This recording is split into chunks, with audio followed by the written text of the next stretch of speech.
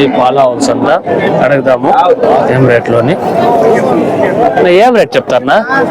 ఏం రేట్? 55,000. 4 పళ్ళు. నా పాలునా?